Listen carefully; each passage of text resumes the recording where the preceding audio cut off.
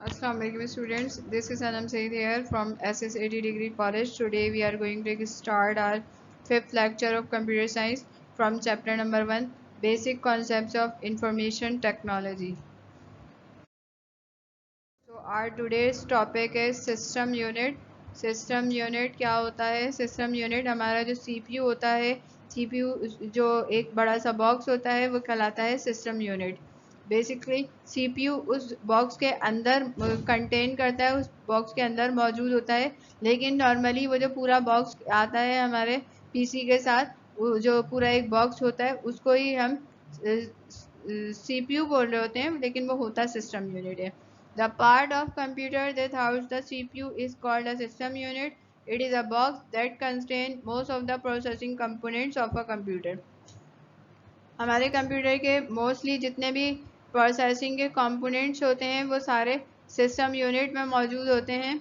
कौन कौन से कंपोनेंट सिस्टम यूनिट में होते हैं? Number 1 power supply, number 2 motherboard, फिर आ जाता है micro processor, main memory, ROM, other form of memories, expansion cards and slot, और फिर पोर्ट्स. ये तमाम सिस्टम यूनिट में मौजूद होते हैं. ये हमारे पास पिक्चर दी हुई है सिस्टम यूनिट की. सिस्टम यूनिट में ये तमाम जितने भी कंपोनेंट सिस्टम यूनिट से अटैच हैं उनको भी लेबल किया गया है. जैसे हमारे पास एक्सपेंशन स्लॉट्स दी हुई हैं. एक्सपेंशन स्लॉट्स में ये वीडियो कार्ड्स हैं, मॉडेम कार्ड है, साउंड कार्ड्स है, ये फ़ैन दिया हुआ है, पावर सप्लाई है, फिर यहाँ पे चिप माउंटेड हुई हुई है, ये CD और DVD रोम है, ये हार्ड ड्राइव है हमारे सिस्टम यूनिट में, ये मदरबोर्ड दिया हुआ है, इधर पीछे ये मदरबोर्ड है, फिर पावर कार्ड्स वगैरह, ये यहाँ पे पावर कार्ड्स वगैरह लगे हुए हैं. इस तरीके से ये हमारा पूरा सिस्टम यूनिट, ये जो पूरा बॉक्स है ये कहलाता है सिस्टम यूनिट. और तमाम कंपोनेंट्स जो प्रोसेसिंग में हेल्प करते हैं, जो बेसिक कंपोनेंट्स होते हैं, वो सारे सिस्टम यूनिट में मौजूद होते हैं. अब हम देखते हैं पावर सप्लाई. पावर सप्लाई जो हमारे पीसी के जितने भी कंपोनेंट्स हैं, जितनी भी इलेक्ट्रॉनिक डिवाइसेस हैं हमारे कंप्यूटर में, तमाम कंपोनेंट्स को, तमाम डिवाइसेस को जो पावर प्रोवाइड कर रहा होता है वो मेन पावर सप्लाई होता है. मेन जो यूनिट है वो पावर सप्लाई होता है. पावर सप्लाई के थ्रू तमाम इलेक्ट्रॉनिक कंपोनेंट्स को पावर पास हो रहा होता है. It is a box inside a system unit that provides electrical power to all components in system unit. System unit के जितने भी कंपोनेंट्स होते हैं उन तमाम कंपोनेंट्स को पावर सप्लाई कर रहा होता है. Equipped with a fan. Power supply के साथ साथ जैसे अभी हमने प्रीवियस स्लाइड में देखा है कि एक फ़ैन भी लगा होता है. तो उस फैन का फंक्शन ये होता है कि पावर सप्लाई अगर हीटअप हो गया है, ओवर हीट हो गया है, तो उसको कूल डाउन करता है. फ़ैन पावर सप्लाई के साथ ही अटैच होता है और फैन कंटिन्यूस वर्किंग कर रहा होता है. जो हमारी पावर सप्लाई है उसको हीटअप करने से बचाता है फैन. ये पिक्चर है पावर सप्लाई की और ये दिया हुआ है फैन. फैन के साथ साथ ही हमारे पास स्विच है. स्विच 0 1 ऑन एंड ऑफ का फंक्शन है. 0 करेंगे तो ये ऑफ है, 1 पे आ जाएगा, ऑन हो जाएगा, और पावर जो है वो कंटिन्यू, पावर सप्लाई कंटिन्यू हो जाएगी. फिर हमारे पास दूसरा कंपोनेंट है सिस्टम यूनिट का मदरबोर्ड. मदरबोर्ड का फंक्शन देखते हैं कि मदरबोर्ड क्या फंक्शन परफॉर्म करता है. It is also called system board और लॉजिक बोर्ड. मदरबोर्ड को सिस्टम बोर्ड और लॉजिक बोर्ड भी कहा जाता है. ये मदरबोर्ड जो है बेसिकली एक इलेक्ट्रॉनिक सर्किट बोर्ड होता है that contain all other basic electronic components of system unit. system unit के जितने भी basic components होते हैं, electrical components, वो तमाम component मदरबोर्ड से अटैच होते हैं. मदरबोर्ड के अंदर डिफरेंट जो है हमें बसेस दी हुई होती हैं, डिफरेंट इलेक्ट्रिकल पार्ट्स दिए हुए होते हैं, जिसके थ्रू एक डिवाइस दूसरे डिवाइस से कनेक्ट होती है, और तमाम जितने भी बेसिक कंपोनेंट्स हैं प्रोसेसिंग के वो सारे मदरबोर्ड पर माउंट होते हैं. ये देखें, ये मदरबोर्ड की पिक्चर दी हुई है. ये जो पूरा बोर्ड है ग्रीन कलर का नीचे, ये कहलाता है मदरबोर्ड. और अब मदरबोर्ड के ऊपर ये स्लॉट्स दी हुई हैं. इन स्लॉट्स के ऊपर कार्ड्स जो होते हैं, video card, modem card, memory card, वो सारी चीज़ें यहाँ पे माउंटेड की जाती हैं. साथ साथ मदरबोर्ड पर ही ये पोर्ट्स वगैरह दी हुई हैं.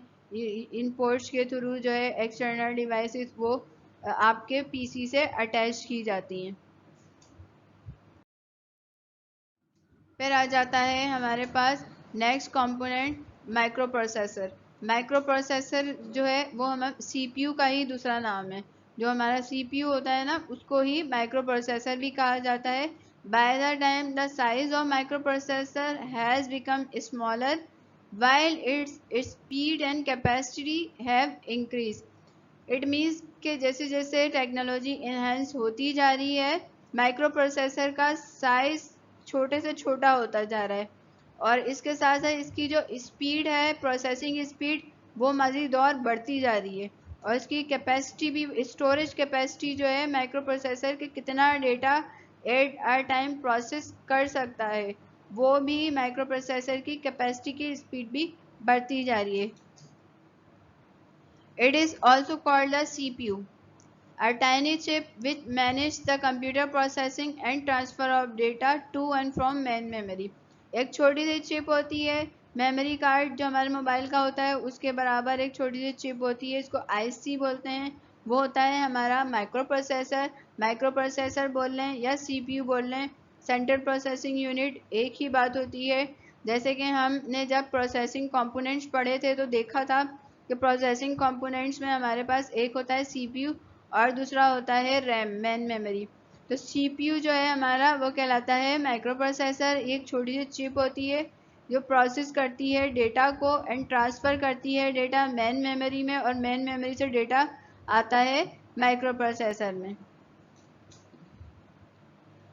माइक्रो प्रोसेसर की कुछ फीचर्स हैं। माइक्रो प्रोसेसर की नंबर 1 फीचर्स में हमारे पास आ जाते हैं रजिस्टर्स और वर्ड साइज। फिर सेकंड है बस and birds with clock and clock speed and number 4 को प्रोसेसर्स। ये तमाम फीचर्स हैं जो माइक्रो प्रोसेसर देखते हैं कि तमाम फीचर्स क्या होती हैं और रजिस्टर्स बस और क्लॉक स्पीड क्लॉक साइज बस विड्थ वगैरह क्या होता है। ये पिक्चर दी हुई है माइक्रो प्रोसेसर की। माइक्रो प्रोसेसर कुछ इस तरह से दिखता है।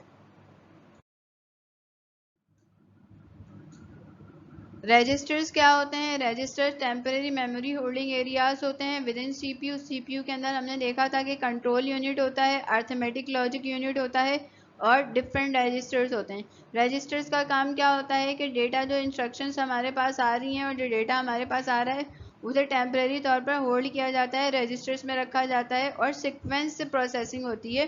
1 बाय 1 इंस्ट्रक्शन प्रोसेस हो रही होती है। ऐसा नहीं है कि जितनी भी इंस्ट्रक्शन आ रही है 40-50 हमारा कंप्यूटर फ़ौरन सारी इंस्ट्रक्शन को प्रोसेस कर देगा। स्टेप बाय स्टेप प्रोसेसिंग हो रही होती है। एक टास्क पूरा होता है फिर उसके बाद दूसरा और फिर उसके बाद तीसरा। तो जो इंस्ट्रक्शंस हमारे पास आ रही होती है ना वो सारी इंस्ट्रक्शन कहाँ पे जाती हैं? रजिस्टर्स के पास जाती हैं। रजिस्टर्स में जाके सेव होती हैं फिर रजिस्टर्स उनको सिंक्रोनाइज करता है। सिंक्रोनाइज करने के बाद 1 बाय 1 इंस्ट्रक्शन प्रोसेस हो रही होती है। तो रजिस्टर्स हमारे टेम्पररी तौर पे डेटा को होल्ड कर रहे होते हैं। वर्ड साइज क्या होता है? Computer processing speed rely on word size. Word size determines करता है कि आपकी कंप्यूटर की प्रोसेसिंग स्पीड कितनी तेज़ होगी, मतलब एट अ टाइम कंप्यूटर कितना डेटा प्रोसेस कर सकता है। वर्ड साइज रिलाई करता है number of registers in a CPU, मतलब कि ज़्यादा रजिस्टर्स होंगे ज़्यादा जो है हमारी प्रोसेसिंग वर्ड साइज इंक्रीज होगा और प्रोसेसिंग स्पीड भी अच्छी होगी। तो ये रजिस्टर्स की नंबर ऑफ रजिस्टर ये डिपेंड करता है सीपीयू के डिज़ाइन पे। अलग अलग जो हमारे पास सीपीयू होते हैं लैपटॉप्स वगैरह की अलग अलग वर्जन्स होते हैं, अलग अलग मॉडल्स होते हैं। तो हर मॉडल में different registers number of registers use किए जाते हैं। सबकी प्रोसेसिंग स्पीड अलग होती है। जाहिर सी बात है कि प्रोसेसिंग स्पीड ज़्यादा होगी, ज़्यादा रजिस्टर्स यूज़ होंगे।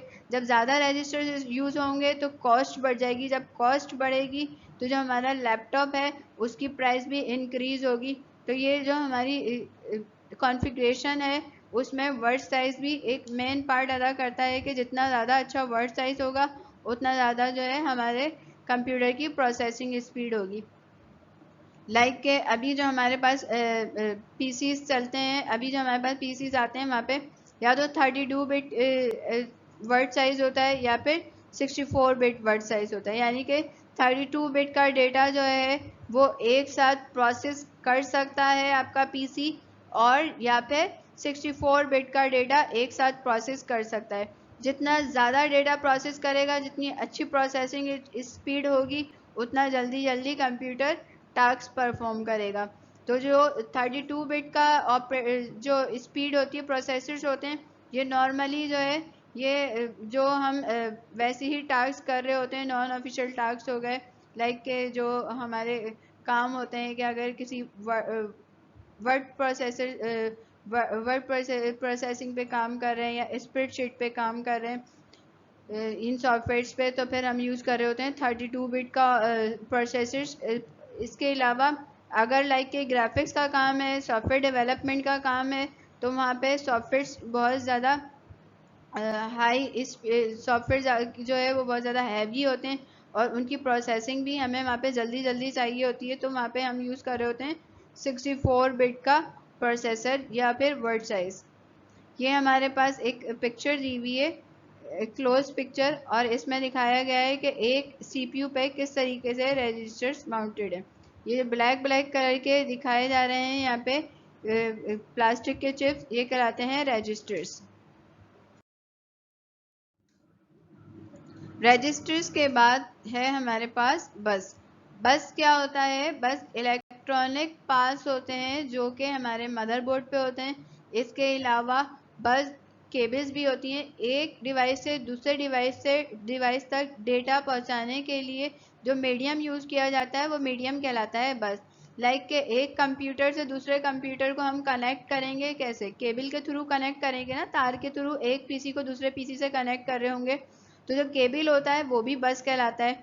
फिर जब हम मदरबोर्ड की बात करते हैं तो मदरबोर्ड पे बहुत सारे इलेक्ट्रॉनिक कंपोनेंट्स माउंट होते हैं। इलेक्ट्रॉनिक कंपोनेंट्स सब मदरबोर्ड के ऊपर लगे हुए होते हैं। तो मदरबोर्ड के ऊपर भी पाथ बने हुए होते हैं, इलेक्ट्रिक पाथ होते हैं, जो कि एक डिवाइस से दूसरे डिवाइस पे डेटा को ट्रेवल करा रहे होते हैं। डेटा एक डिवाइस से दूसरे डिवाइस पे जा रहा होता है थ्रू दैट इलेक्ट्रॉनिक पाथ, वो कहलाते हैं बस।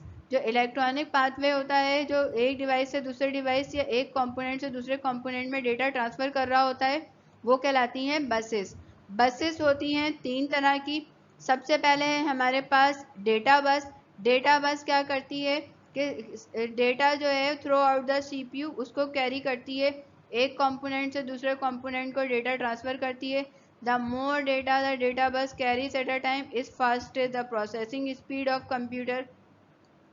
मीन्स के जितना ज़्यादा डेटा बस डेटा को कैरी करेगी, जितना ज़्यादा डेटा बस लेकर जाएगी, इतनी ही तेज़ी से प्रोसेसर हमारा वर्क करेगा और इतनी ही तेज़ फास्टेस्ट हमारी प्रोसेसिंग स्पीड हो जाएगी। फिर हमारे पास नेक्स्ट है address bus. Address bus allows computer to send the address to RAM. जो हम एड्रेस रैम के अंदर जो हम एड्रेस वगैरह लोकेट कर रहे होते हैं, तो वो हम कम्युनिकेट कर रहे होते हैं थ्रू रैम से एड्रेस बस के थ्रू। एड्रेस बस जो है एड्रेस बस क्या करती है कि एड्रेस को सेंड करती है, सीपीयू से एड्रेस को सेंड करती है रैम को। फिर हमारे पास आ जाते हैं control bus. Control bus is a part of system bus and is used by CPU for communicating with other devices with in the computer. Computer के अंदर जो दूसरी डिवाइसेस होती हैं ना, उससे कम्युनिकेट करने के लिए कंट्रोल बसेस यूज़ की जाती हैं, कि आपस में जो डिवाइसेस एक दूसरे से कम्युनिकेट कर रही हैं, यहाँ पे कंट्रोल बस यूज़ होगी। डेटा ट्रांसफॉर्मेशन हो रही है तो वहाँ पे डेटा बस यूज़ होगी, और अगर एड्रेस सेंड किया जा रहा है सीपीयू से रैम को तो एड्रेस बस यूज़ होगी। फिर नेक्स्ट है हमारे पास बर्ड्स विड्थ। बर्ड्स विड्थ भी माइक्रो प्रोसेसर की परफॉर्मेंस में एक अहम पार्ट अदा करती है, कि जितनी ज़्यादा बस विड्थ होगी उतना ज़्यादा डेटा कैपेसिटी जो है वो बढ़ जाएगी, डेटा कैरिंग कैपेसिटी बढ़ जाएगी, उतना ज़्यादा जो है डेटा एक जगह से दूसरी जगह ट्रेवल हो रहा होगा। तो बस विड्थ जो है उसकी हमारे प्रोसेसर की जो माइक्रो प्रोसेसर की जो स्पीड है वो इंक्रीज हो जाएगी। Newer computers contain 32 bit, 64 bit और 128 bit डेटा बसेस। जो न्यू वर्जन्स हैं उसमें 32 बिट का प्रोसेसर होता है, 32 बिट की बस विड्थ होती है। कहीं पर जो है 64 बिट का डेटा कैरी करती है बस एट अ टाइम, और किसी में 128 बिट का डेटा भी एट अ टाइम बस एक जगह से दूसरे, एक कंपोनेंट से दूसरे कंपोनेंट तक लेकर जाती है या एक पीसी से दूसरे पीसी तक ट्रांसफ़र करती है। तो बस फिट भी एक अहम रोल अदा करती है माइक्रो प्रोसेसर की स्पीड इंक्रीज करने में, परफॉर्मेंस इंक्रीज करने में।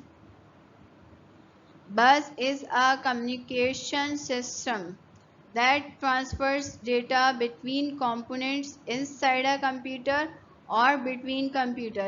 जैसा कि हम बात कर चुके हैं कि बस एक कम्युनिकेशन सिस्टम बनाता है कि आपस में जो कंपोनेंट्स हैं सीपीयू के वो एक दूसरे से किस तरीके से कम्युनिकेट कर रहे होंगे, और जो मदरबोर्ड पे कंपोनेंट्स लगे हुए हैं वो आपस में एक दूसरे से कम्युनिकेट कर रहे होते हैं बसेस के थ्रू। लाइक के पिक्चर में हम देखते हैं ये जो इलेक्ट्रॉनिक पास बने हुए हैं, एक डिवाइस दूसरे डिवाइस से कनेक्टेड है, ये सब एक दूसरे से इलेक्ट्रॉनिक पास के थ्रू कनेक्टेड हैं। तो ये जो इलेक्ट्रॉनिक पास बने हुए हैं, ये जो रास्ते बने हुए हैं कनेक्शंस, ये कहलाते हैं बसेस। और इन बसेस के थ्रू जो है डेटा रजिस्टर से, एक रजिस्टर से दूसरे रजिस्टर्स में जा रहा होता है, एक कंपोनेंट से दूसरे कंपोनेंट्स में जा रहा होता है, माइक्रो प्रोसेसर में दूसरा माइक्रो प्रोसेसर, मेमोरी, रैम सब आपस में कम्युनिकेट कर रहे होते हैं। और ये सब माउंटेड होता है, जो हमारी अलग अलग चिप्स होती हैं उसमें भी बसेस यूज़ होती हैं, साथ साथ मदरबोर्ड के ऊपर भी बसेस यूज़ हो रही होती हैं। This expression covers all related components like wire, optical fibre etcetera. जो हमारे वायर्स होते हैं, केबल्स होती हैं, वो भी डेटा कैरियर्स होते हैं, एक जगह से दूसरी जगह डेटा लेकर जा रहे होते हैं, तो वो भी बसेस होती हैं। ऑप्टिकल फाइबर हो गया, कोक्सियल केबल हो गई, ये सब बसेस कहलाती हैं। फिर आ जाती है क्लॉक। क्लॉक क्या होती है? The clock control how fast all the operation within CPU take place. It means के क्लॉक से हम ये मेजर करते हैं कि जितने भी ऑपरेशंस हमारे CPU परफॉर्म कर रहा है, जितने ऑपरेशन माइक्रो प्रोसेसर जितने टास्क परफॉर्म कर रहा है वो कितनी तेज़ी से प्रोसेस होंगे, वो हम काउंट करते हैं बाय यूजिंग क्लॉक। तो क्लॉक जो है उसमें क्लॉक स्पीड एक अहम पार्ट अदा करती है। It indicates how fast a computer process information कितनी जल्दी जल्दी प्रोसेस हो रही है, उसको हम मेजर करते हैं क्लॉक स्पीड में। क्लॉक स्पीड की यूनिट होती है mega hertz and giga hertz. Hertz में एक हर्ट जो है 1 हर्ट इक्वल होता है साइकिल पर सेकंड, मतलब एक साइकिल पर सेकंड। एक साइकिल में जितने साइकिल, जितनी इंस्ट्रक्शंस एग्जीक्यूट होंगी, जितने साइकिल, एक पूरी साइकिल कंप्लीट होता है तो एक पूरी इंस्ट्रक्शन एग्जीक्यूट होती है ना, तो जितनी इंस्ट्रक्शंस एग्जीक्यूट होंगी वो कहलाएंगी साइकिल पर सेकंड में, हम उसको डोनेट करेंगे।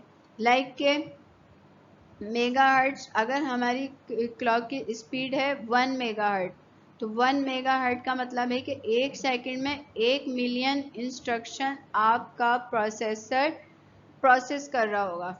और अगर हमारी क्लॉक स्पीड माइक्रो प्रोसेसर की 1 गीगाहर्ट्ज है, तो 1 गीगाहर्ट्ज का मतलब ये होता है कि 1 बिलियन इंस्ट्रक्शन जो है 1 बिलियन साइकिल्स पर सेकंड के हिसाब से इंस्ट्रक्शन एग्जीक्यूट हो रही होंगी इन 1 सेकंड। मतलब कि एक सेकंड में 1 बिलियन इंस्ट्रक्शंस एग्जीक्यूट की जा रही होंगी। ये हमारी क्लॉक स्पीड बताती है माइक्रो प्रोसेसर की। जितनी अच्छी क्लॉक स्पीड होगी, जाहिर सी बात है कि उतनी ज़्यादा इंस्ट्रक्शन प्रोसेस होंगी, जितनी ज़्यादा तेज़ी से इंस्ट्रक्शन प्रोसेस होंगी उतना अच्छा जो है हमारा, उतना फास्ट जो है माइक्रो प्रोसेसर वो वर्क करेगा।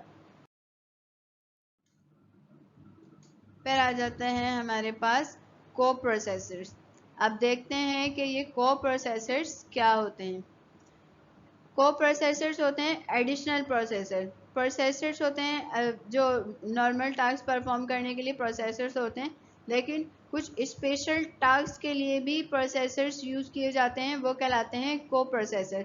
सच एज जैसे कि आर्थमेटिक है, एक आर्थमेटिक कैलकुलेशंस है, बहुत कॉम्प्लेक्स कैलकुलेशंस हैं साइंटिफिक वगैरह की, तो वो वाले टास्क जो हैं उसको परफॉर्म करने के लिए फिर अलग से प्रोसेसर्स लगाए जाते हैं। माइक्रो प्रोसेसर्स के साथ अलग से प्रोसेसर अटैच किया जाता है वो कहलाता है को प्रोसेसर। और को प्रोसेसर भी प्रोसेसिंग स्पीड को अच्छा और बेहतर करने के लिए ही को प्रोसेसर्स भी यूज़ किए जाते हैं। लाइक ग्राफिक डिस्प्ले है, जितना अच्छा प्रोसेसर होगा उतना अच्छा जो है ग्राफिक डिस्प्ले होगा, उतनी अच्छी रेजोल्यूशन होगी, इमेज क्लियर दिखाई देगी। The coprocessor is often design to do such task more efficiently than the CPU. मतलब कि जो हमारा माइक्रो प्रोसेसर है, उस अगर हम उसमें को प्रोसेसर ऐड कर देते हैं तो हमारी जो है टास्क अरिथमेटिक कैलकुलेशंस हो गई या ग्राफिक डिस्प्ले हो गया, वो और एफिशिएंटली वर्क करता है और वो मज़ीद और एफिशिएंटली रिजल्ट हमें शो करता है और सीपीयू की परफॉर्मेंस अच्छी हो जाती है, माइक्रो प्रोसेसर की परफॉर्मेंस मज़ीद और बेहतर हो जाती है, resulting in for greater processing speed for the computer as a whole. तो क्या होता है कि कंप्यूटर की प्रोसेसिंग स्पीड हर जगह फास्ट हो रही है, अच्छी हो रही है।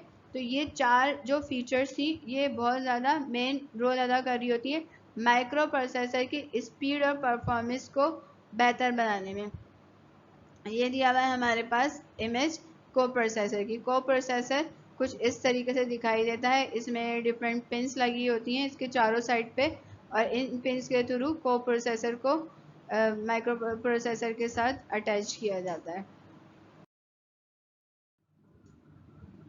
अब हम एक टेबल देखेंगे और इस टेबल में evolution of Intel micro processors का टेबल दिखाया गया है। इस टेबल में दिखाया गया है कि इंटेल के जो प्रोसेसर्स थे वन बाय वन कौन कौन से प्रोसेसर्स आए और किस तरीके से प्रोसेसिंग स्पीड पर सब ने अपना अपना इम्पैक्ट डाला। लाइक के सबसे पहले हमारे पास 4 बिट का वर्ड साइज था और क्लॉक स्पीड थी 740 किलोहर्ट्ज़। तो क्लॉक स्पीड बहुत कम है और जाहिर सी बात है कि वर्ड साइज़ भी बहुत कम है, तो प्रोसेसिंग स्पीड भी स्लो होगी, परफॉर्मेंस भी जो है वो इतनी अच्छी नहीं होगी। फिर उसके बाद जैसे जैसे टेक्नोलॉजी इन्हांस होती गई, जैसे जैसे नई इन्वेंशंस आती गई, नए नए मॉड्यूल के प्रोसेसर्स आते गए और हमारी कंप्यूटर की प्रोसेसिंग स्पीड मज़ीद और बेहतर होती गई।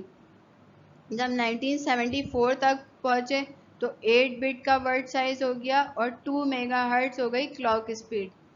यहाँ पे आपको ट्रांजिस्टर्स भी दिए गए हैं, लेकिन ट्रांजिस्टर्स अभी हमारा टॉपिक नहीं है। अभी हमारा टॉपिक है सिर्फ क्लॉक स्पीड और वर्ड साइज। यहाँ पे हमें बस विड्थ भी हमारे टॉपिक का पार्ट थी, लेकिन बस विड्थ अभी इस चार्ट में नहीं दी गई, तो इस चार्ट में हमें क्लॉक स्पीड और वर्ड साइज ही दिया गया है। तो इन दोनों को ही हम देख लेते हैं कि किस तरीके से कौन कौन सी चिप इन्वेंट होती गई और सब में कौन कौन सा वर्ड साइज यूज़ किया गया और उसकी क्लॉक स्पीड को किस तरीके से वर्ड साइज के साथ साथ रिफ्लेक्ट किया गया। जब हम 82 में आए तो फिर वर्ड साइज हो गया 16 बिट का, मतलब 16 बिट का डेटा हमारा computer eight a time process कर सकता था। फिर उसमें क्या हुआ कि क्लॉक स्पीड भी बढ़ गई। जब डेटा की प्रोसेसिंग कैपेसिटी बढ़ी तो साथ साथ क्लॉक स्पीड बढ़ गई, ये हो गई 12 मेगाहर्ट्ज़। फिर आ गए इंटेल 468, यहाँ पे हमारी वर्ड साइज इंक्रीज होके 16 से इंक्रीज होके हो गया 32 बिट का, मतलब कि 89 तक जो है 85 के बाद 32 बिट हमारे पास प्रोसेसिंग स्पीड आ गई थी। तो इसमें क्लॉक स्पीड सब में इसमें 33 थी। फिर उसके बाद दूसरा वर्जन आया प्रोसेसर का, उसमें 10 हो गई 10 मेगाहर्ट्ज़। फिर 200 मेगाहर्ट्ज़ तक हम पहुंच गए। 93 में पेंटियम्स आ गए हमारे पास और पेंटियम में हम 200 मेगाहर्ट्ज़ की क्लॉक स्पीड तक पहुंच गए। फिर 90s में जैसे जैसे आगे बढ़ते गए वर्ड साइज तो हमारे पास सेम 32 बिट ही रहा, लेकिन क्लॉक स्पीड जो है वो मज़ीद और इन्हेंस होती गई। फिर आ गए पेंटियम 2, फिर आ गए उसके बाद पेंटियम 3, पेंटियम 4, एटेनियम। अब मज़ीद और नए प्रोसेसर्स आ गए जो कि इसमें लिस्टेड नहीं है। 2000 तक के जो इवोल्यूशन है उसका टेबल दिया गया है। 2000 के बाद अब हम 2021 में खड़े हैं, तो अभी हमारे पास मज़ीद और नए वर्जन्स आ गए हैं प्रोसेसर के, जिसकी क्लॉक स्पीड भी इससे ज़्यादा अच्छी है और साथ साथ बस वेट भी उसकी बढ़ गई है। और वर्ड साइज़ भी हमारे पास अब ज़्यादा इंक्रीज़ हो गया है। जैसे हम लास्ट स्लाइड में हमें पढ़ के आ रहे हैं कि अब हमारे पास 128 बिट्स, जो न्यूअर कंप्यूटर्स आ रहे हैं उनमें 128 बिट का भी वर्ड साइज़ हमारे पास मौजूद है। तो कितना जो है साथ साथ जिस तरीके से टेक्नोलॉजी आगे जा रही है, हमारी चीज़ें जो है कितनी तेज़ होती जा रही है, हमारी फास्ट होती जाती है, प्रोसेसिंग स्पीड भी तेज़ होती जा रही है, साथ साथ जो है हमारा प्रोसेसर की परफॉर्मेंस भी अच्छी होती जा रही है। तो ये आज का लेक्चर था। आज के लेक्चर में हमने कंप्लीट सिस्टम यूनिट को देखा कि सिस्टम यूनिट क्या होता है, सिस्टम यूनिट के जो जो कंपोनेंट्स है वो तमाम कंपोनेंट्स हमने रीड करे, और डिटेल में पावर सप्लाई को देखा, मदरबोर्ड को देखा, और उसके बाद हमने माइक्रो प्रोसेसर और उसकी फीचर्स को डिस्कस किया। तो this is all from today's lecture. Inshallah, in our next lecture, we will discuss about other components of system unit. If you have any query relevant to this chapter, you may ask in comment section. Thank you so much for listening me. Allah Hafiz.